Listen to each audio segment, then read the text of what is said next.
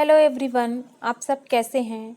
आज हम लोग कक्षा 8वीं विषय विज्ञान पाठ 1 आकाश दर्शन के बारे में पढ़ेंगे। तो चलिए शुरू करते हैं।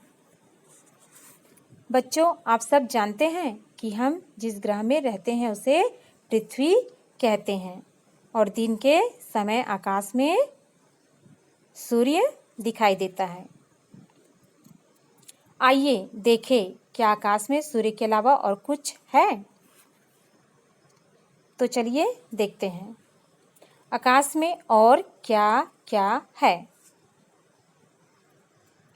किसी अंधेरी रात में आकाश देखें, जब बादल बिल्कुल भी ना हो तो आकाश में बहुत सारे तारे दिखाई देंगे, जैसे कि इस चित्र में दिख रहा है। इस चित्र में आपको कुछ चमकीले कुछ धुंधले तारे दिखाई दे रहे हैं। ठीक वैसे ही रात में आकाश को देखने पर दिखता है। इनमें से कुछ तारे छोटे और कुछ बड़े दिखाई देते हैं। बच्चों, इतने छोटे दिखने वाले ये तारे हमारी पृथ्वी से कई गुना बड़े होते हैं। कुछ तारे तो सूर्य से भी कई गुना बड़े होते हैं।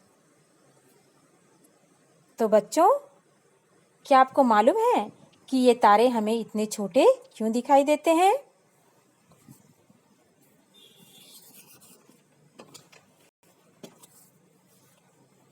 आइए एक क्रियाकलाप करते हैं। देखिए, ये एक बॉल है, यह भी दूर है, तो ये छोटा दिखाई दे रहा है। अब मैं इसे पास लाती हूँ इस तरह से।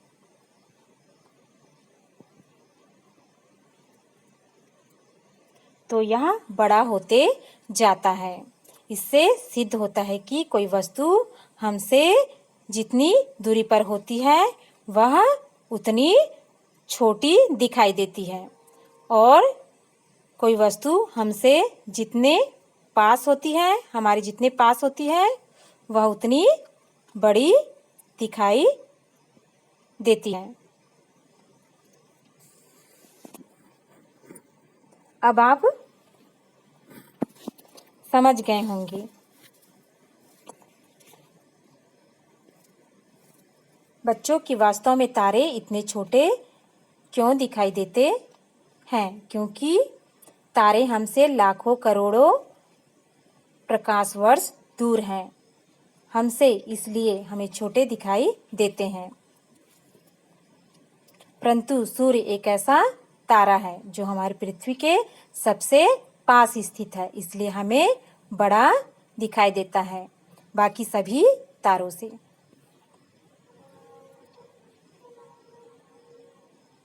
बच्चों, ध्यान से आकाश में देखने पर हमें तारों जैसे कुछ अन्य पिंड दिखाई देते हैं जो कि आकाश में टिमटिमाते प्रतीत नहीं होते। ये ग्रह हैं जो कि पृथ्वी की ही तरह सूर्य की परिक्रमा मतलब चक्कर लगाते हैं। बच्चों, आपको पता है कि आकाश में जो आकाशीय पिंड जो टिमटिमाते हुए दिखाई देते हैं वह तारा है और जो टिमटिमाते हुए दिखाई नहीं देते वह ग्रह है।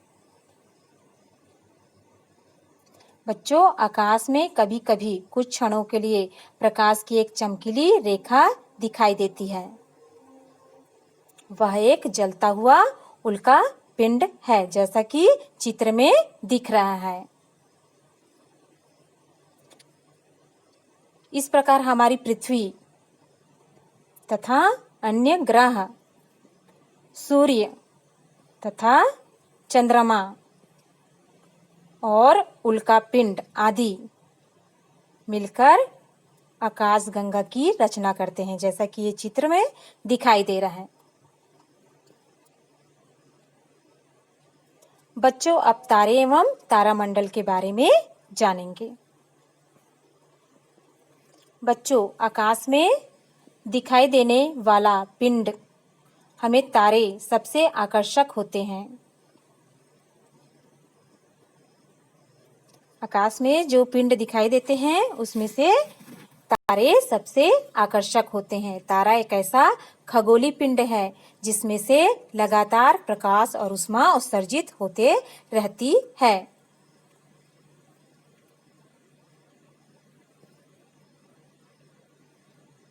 सूर्य पृथ्वी के निकट का तारा है। दिन के समय आकाश में सूर्य के प्रकाश के कारण अन्य तारे दिखाई नहीं देते।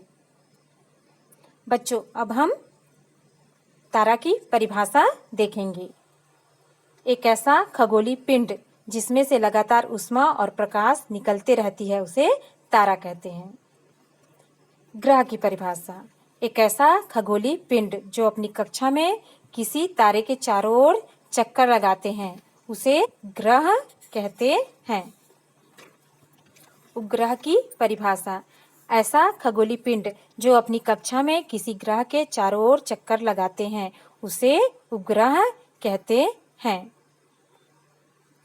अधिकांश तारे पृथ्वी से इतनी अधिक दूरी पर हैं कि उनके प्रकाश को पृथ्वी तक पहुंचने में लाखों वर्ष लग सकते हैं। तारों की दूरियां प्रकाश वर्ष में दर्शाई जाती हैं। बच्चों, इसको एक परीक्षा में पूछते हैं कि तारों की दूरी के किससे दर्शाई जाती है, तो इसका उत्तर है प्रकाश वर्ष से दर्शाई जाती है।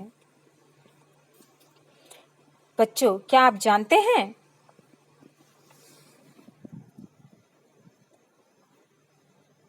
पृथ्वी से सूर्य लगभग 15 करोड़ किलोमीटर दूर है। सूर्य के प्रकाश को पृथ्वी तक पहुंचने में लगभग 8.3 मिनट का समय लगता है। इसलिए हम कह सकते हैं कि पृथ्वी से सूर्य लगभग 8.3 प्रकाश मिनट दूर है।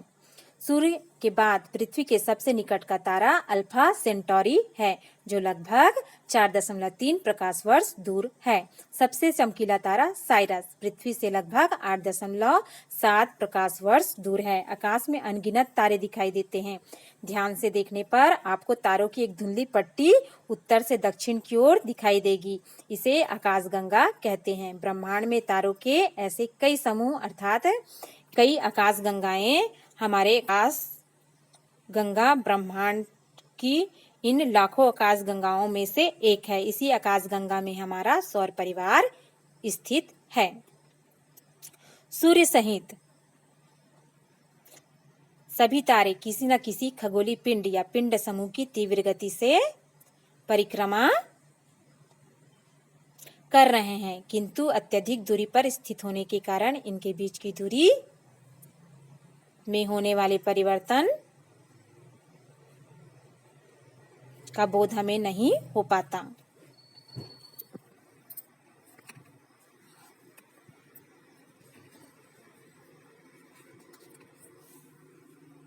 हम जानते हैं कि पृथ्वी अपने अक्ष के चारों ओर पश्चिम से पूर्व की ओर घूम रही है, जैसे कि इस चित्र में दिख रहा है, जबकि तारे हमें पूर्व से पश्चिम की ओर गति करते प्रतीत होते हैं।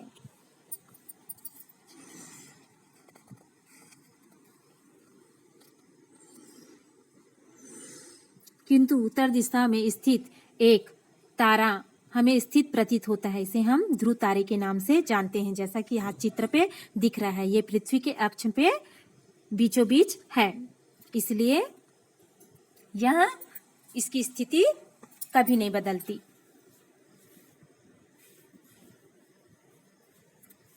लंबे समय से दिशा ज्ञात करने के लिए ध्रुव तारे का उपयोग करते आ रहे हैं हमारे पूर्वज।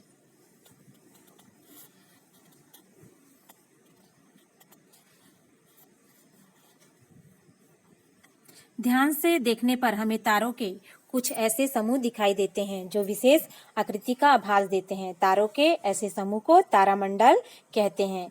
किसी तारामंडल के सभी तारे सदैव समान होते हैं, जैसा कि चित्र में आपको दिखाई दे रहा है।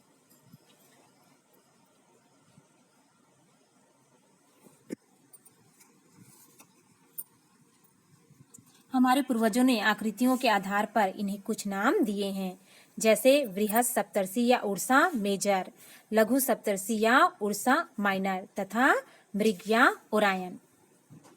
ये मृग तारामंडल का चित्र है। आसानी से पहचाने जाने वाले तारामंडलों में बृहद सप्तर्षि तारामंडल एक है। इसे बिग डिपर भी कहते हैं। इस तारामंडल में बहुत से तारे हैं।